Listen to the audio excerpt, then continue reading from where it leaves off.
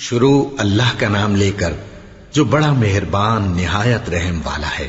بے شک ایمان والے کامیاب ہو گئے جو نماز میں عجز و نیاز کرتے ہیں اور جو بیہودہ باتوں سے منہ موڑے رہتے ہیں اور جو زکوٰۃ ادا کرتے ہیں اور جو اپنی شرم گاہوں کی حفاظت کرتے ہیں مگر اپنی بیویوں سے یا کنیزوں سے جو ان کی ملک ہوتی ہیں کہ ان سے تعلق قائم کرنے میں انہیں ملامت نہیں، اور جو ان کے سوا اوروں کے طالب ہوں وہ اللہ کی مقرر کی ہوئی حد سے نکل جانے والے ہیں، اور جو امانتوں اور اقراروں کو ملحوظ رکھتے ہیں اور جو نمازوں کی پابندی کرتے ہیں یہی لوگ میراث حاصل کرنے والے ہیں، یعنی جنت الفردوس کے وارث بنیں گے، وہ اس میں ہمیشہ رہیں گے۔